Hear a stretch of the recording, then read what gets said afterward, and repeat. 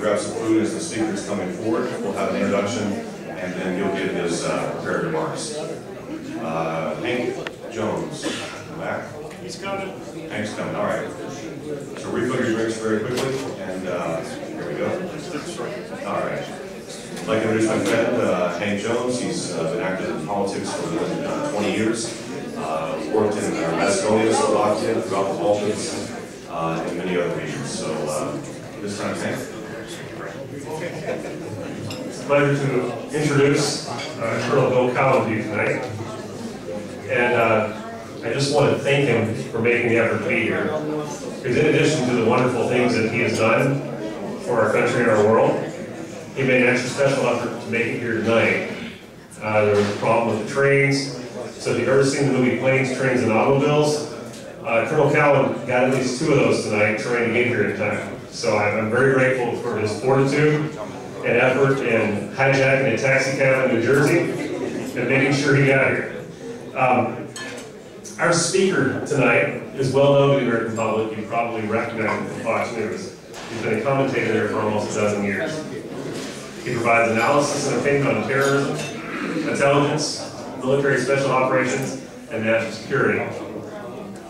He's also co-host of the radio show Danger Zone on Sirius XM and co-host of the Comcast TV show of the same name. He comes well equipped for this gathering tonight. He's a graduate of the United States Naval Academy and a retired Marine officer. He spent 3.5 years in almost continual combat in Vietnam. Much of his time working on small unit actions with the CIA. He was wounded multiple times. He was one of the first members of the Pentagon's highly classified counter-terrorist unit, which is still secret to this day. He's conducted numerous covert and clandestine operations in the Middle East, Latin America, and around the world, and has been an operator around the world, including a long series of covert actions which resulted in the repatriation of American hostages after the invasion of Kuwait by Iraq and the start of the Gulf War. Colonel Cowan was deeply involved in the earlier Beirut hostage drama, where he tracked the bombers of the U.S. Marine Barracks and the U.S. Embassy throughout the Middle East. He was instrumental in the release of Western captives in Beirut as part of the special and secret negotiations, and he also conducted negotiations with the Iranian terrorism surrogates. He was Senator Warren Rudman's primary deputy during the Iran-Contra hearings, and was one of the key authors of the legislation which created the U.S. Special Operations Command. The Colonel had his own company with offices in Virginia and North Carolina. It supplies classified support to the U.S. government and Homeland Security, intelligence collection, and special operations. He lives in Virginia and is a loving father of 7 children. The youngest is 4 years old. Please welcome Colonel Bill Cowan, a great American patriot. Please welcome.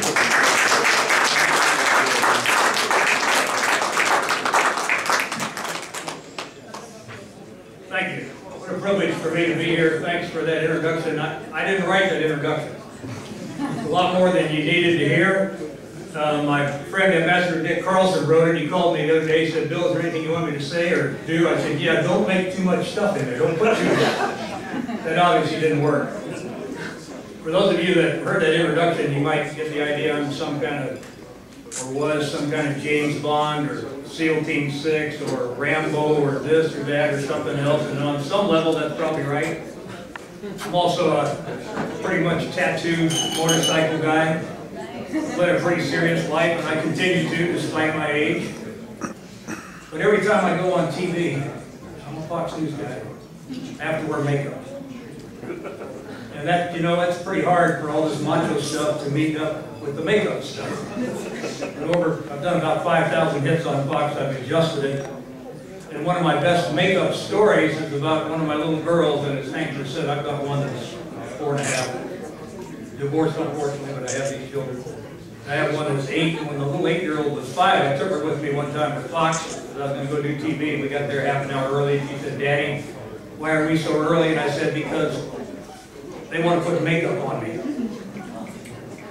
Makeup? My daddy wears makeup? I said, "Look, here's what it is. Fox wants me to look young. They want me to look handsome. I'm talking to millions of people. They just want to make sure I look good." All right, she kind of accepted that. I'm sitting in the green room. Makeup lady comes out and says, "Carl, you want to come on in here?" And my daughter said, "Daddy, can I go in too?" And I said, "Yeah, why, little lady?" She said, "I want to see him put the lipstick on you."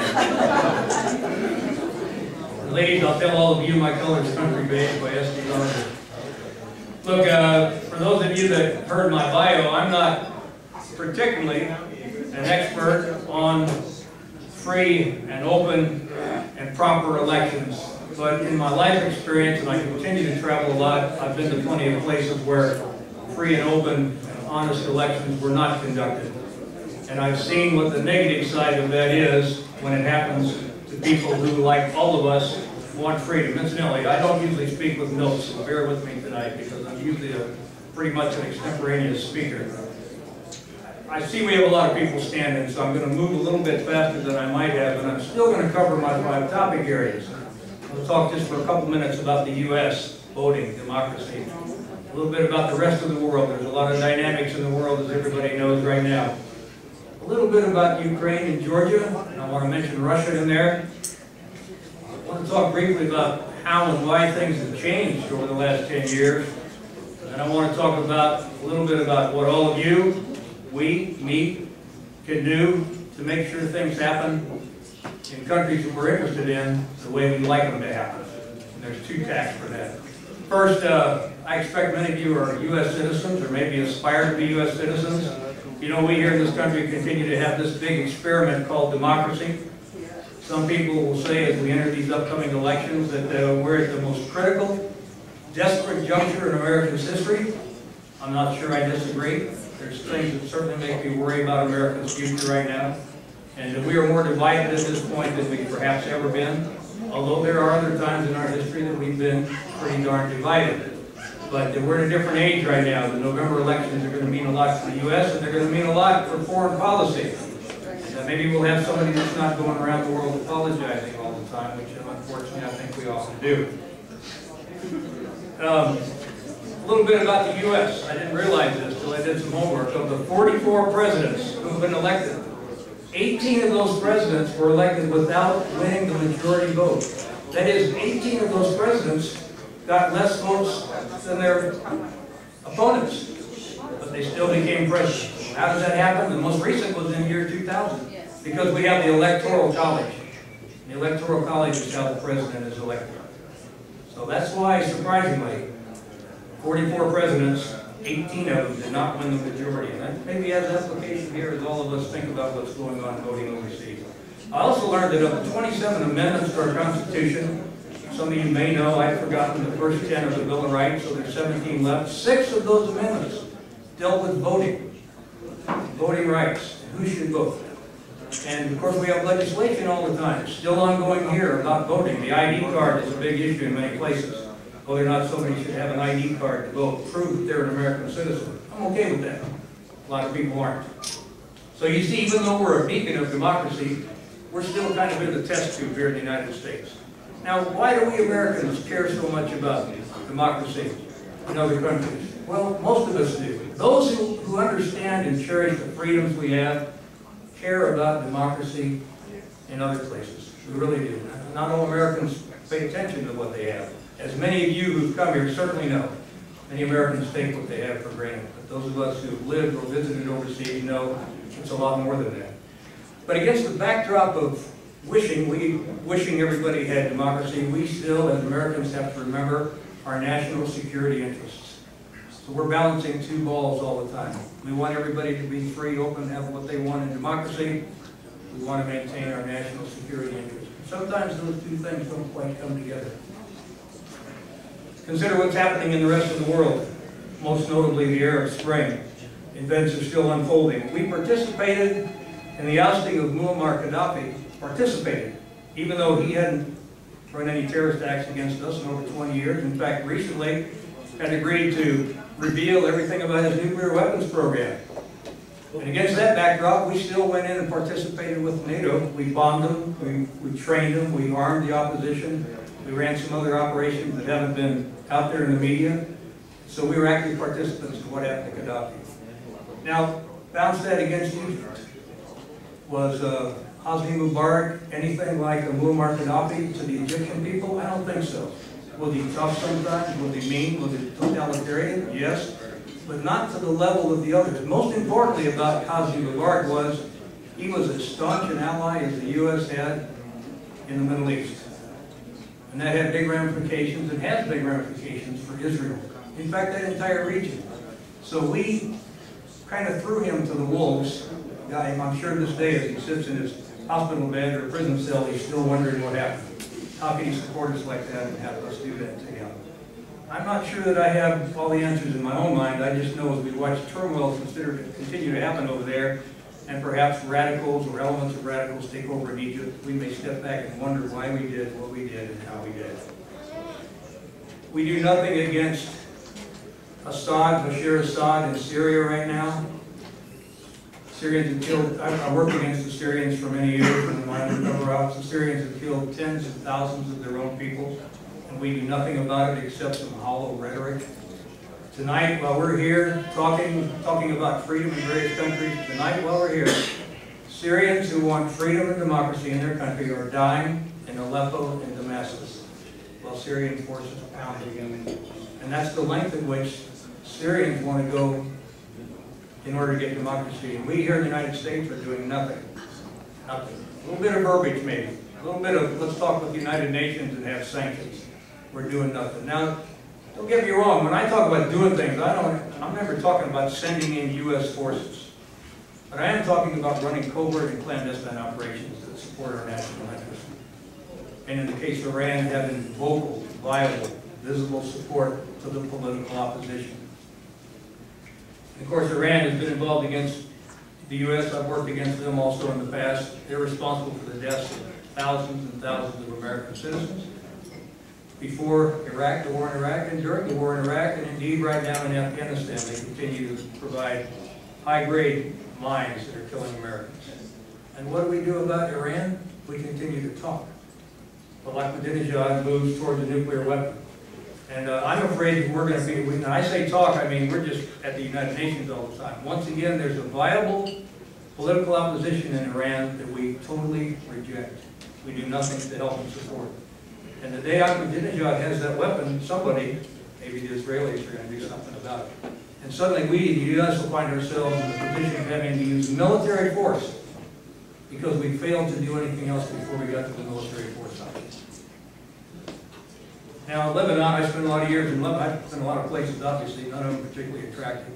A lot of years in Lebanon working against Hezbollah. And once again, we had an opportunity to help in the Cedars Revolution 3 or 4 years ago by supporting the Christians, the Sunnis, the Druze, some other minority religious sects against Hezbollah. Did we do anything? No. So I paint this picture to you that there's a lot going on around the world. Sometimes America steps up. Sometimes we don't, other places. There's never really a consistency in my view. And it doesn't always matter which administration, because when I talked, as I just did, about Iran, for example, the problems that exist now existed in the Bush administration too.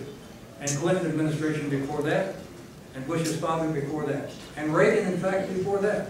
So we have these trends of failures of the United States to stand up and address people who are clearly our friends, and whose friendship is in our nation's best interest. Now, I tried to do as much homework as I could about the Ukraine and Georgia. My goodness.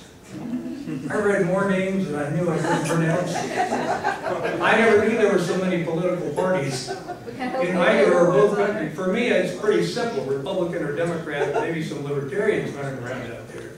So I beg your forgiveness. I have no doubt that in this audience, virtually everybody is much more knowledgeable of your own countries than I can ever be. We're going to give you hints. You're going to give me, thank you. Just don't ask me any tough questions. No problem. But I understand, without a doubt, that the need for fair, open, honest elections in both countries is critical. It's critical to you who come from those countries. It's critical to your friends and families who are still there. For some of you, it's critical to business interests that you have. It's critical, without a doubt. And so, as you look at what's happening over there, whether you support incumbents, some of you may, in either country, or whether you support some of the opposition, as many of you may in either country. It's important that whatever happens at the election day be honest and fair. How disturbing. If you look back to the Orange Revolution in '04, that had to be an embarrassment for the United States and the Europeans to come in and invalidate the election. What an embarrassment for Ukraine. I have to believe it's an embarrassment. You just held an election. And these other countries with vested interest come in and say that election was no good. And we certainly hope, as you look forward to the elections later this year and the presidential election next year for one of you, that these elections are open and fair and honest. And that the process to getting to election day has been watched, reviewed, everything has been done in accordance. Now, the media in both places, I read a lot about, particularly what's happening in Georgia with respect to the media, the opposition and the television stations and the television sets and the satellite antennas. It's complex for somebody like me to follow that, but I understand what's going on. And all of that tells me in the media that while there's problems over there in the media, look, I'm basically a Republican. I'm not totally a Republican, but I lean pretty far to the right. And I would say our own media in the United States stinks when it comes to objectivity about Obama and Romney. And I think most balanced reviews have shown that really the mainstream media is pretty much in Barack Obama's back pocket. That's the way it is. It just means the other side has to work a lot harder. And the same in your own country. Where you have problems with the media, you have to find ways around the media. Disinformation is out there. It's your job to find out how to get around disinformation and get the right information out there. I also noticed, unfortunately, in Ukraine that since 2010, that really many of the hopes for continued democracy may be backsliding. Really, the regime, the government has taken a pretty hard rule against any of the opposition members. That's difficult to deal with. And maybe sometimes we see that on local levels. I know I live in a little town in Virginia. That's happening on a local level in that town. But at a national level, it's much more important. I'm heartened when I see, particularly after the results, though, of the 2004 election in Ukraine, that it was another election. People accepted the fact, that the parliament accepted the fact that something needed to be done. And that gives me hope that if we run into that kind of situation again in Romania or Ukraine, that once again the world community, and indeed the community within inside the country, will stand up and look for a new election. But these things shouldn't be necessary. And they're not necessary if we really run a fair, honest, open, credible election process and voting on election day. Now I'm skipping again quickly, and I apologize, through both Ukraine and Georgia, and I have a lot of notes on it, but I want to talk a little bit different venue here, because I want to talk about where the power is, where you, the people, have the power, even though you're right here in the United States.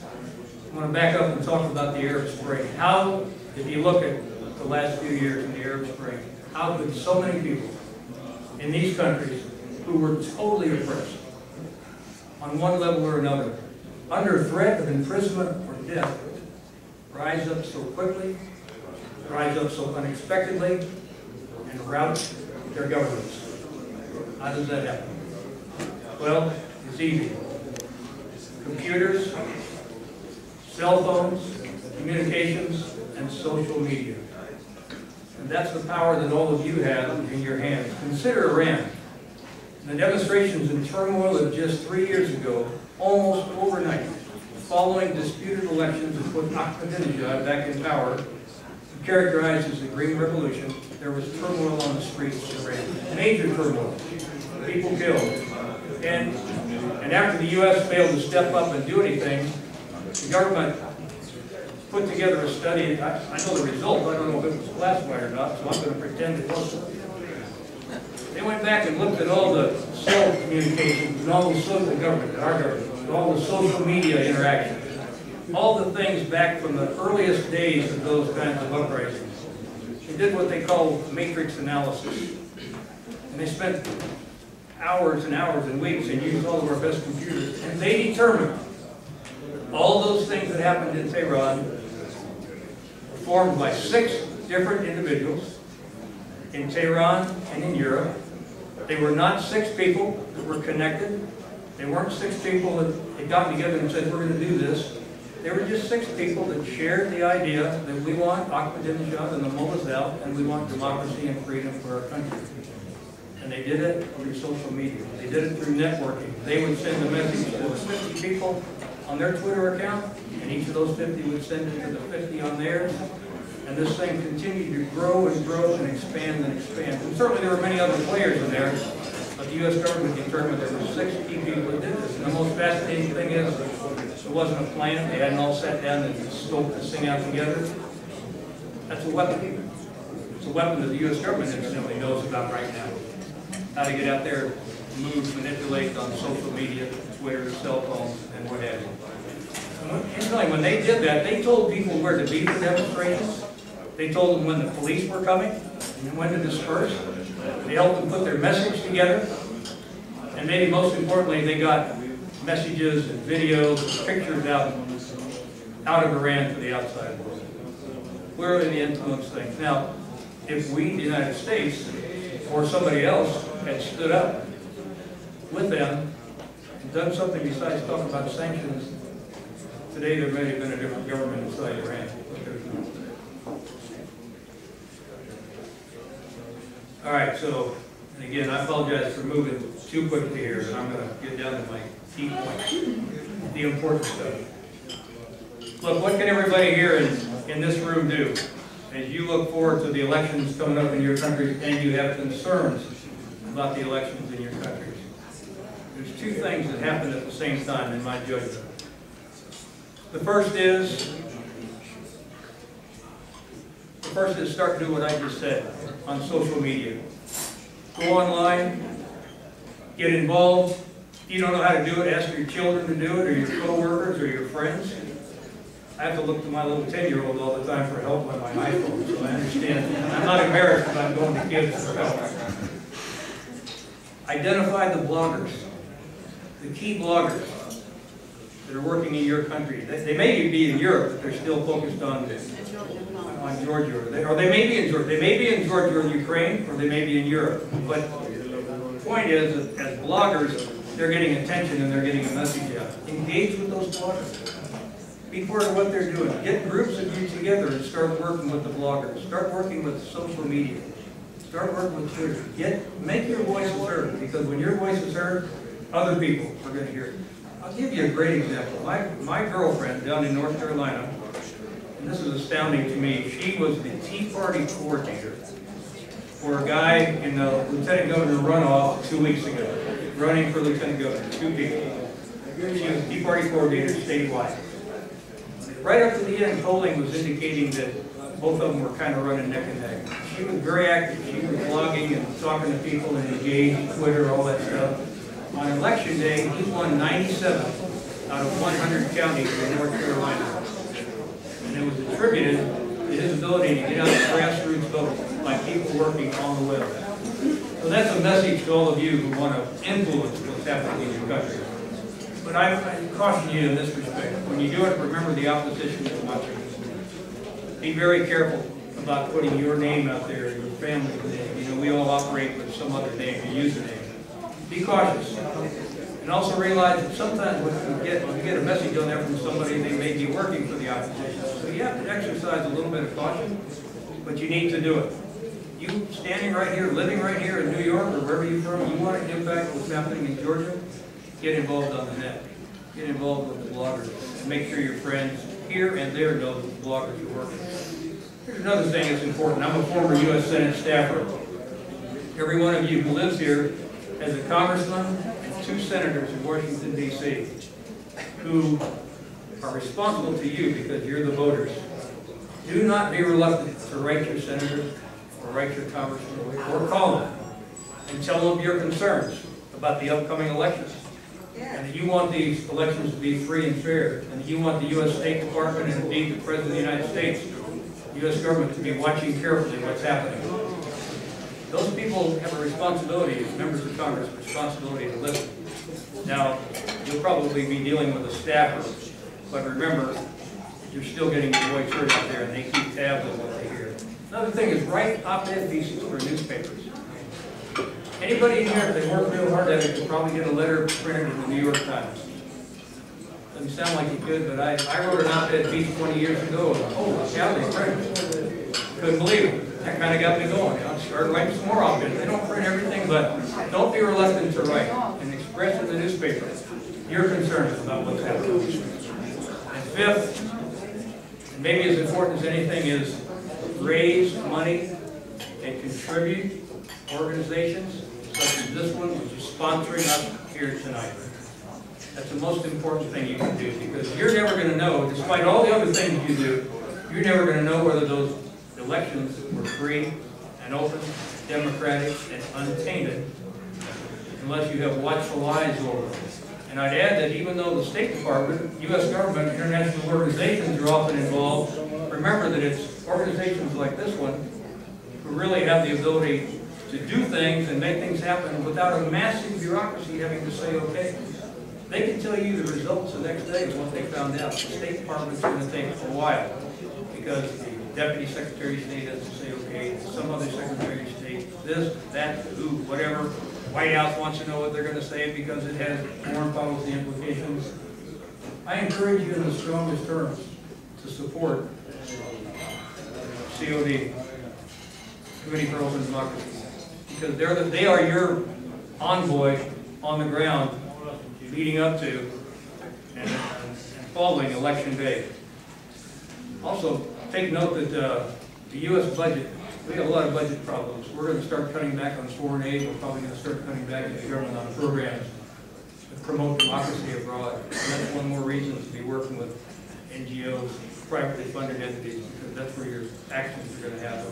You're going to have the ability. Plus, you have the ability to come and talk directly to them. Try to go talk directly to your congressman. I'm saying don't write him, call him, but you're never going to see him. You're never going to see anybody at the State Department. Right here, you're going to see the people that have an impact. They're out there working for you. And I commend everybody in COD for their devotion, for their willingness, for their career choice right now to be out defending democracy around the world. I consider it a privilege to have been asked to come here and speak today, and an honor, and I really honor them and all that they do. They have a bigger impact on things around the world than I have in my own life. Now let me close by saying thank you again for letting me come here and taking the time to listen to me, and I hope the things that I've said make some meaning to you. I care about democracy around the world, that you all do. You have the ability in the palm of your hands to make a difference. I encourage you to engage in the battle. Thank you.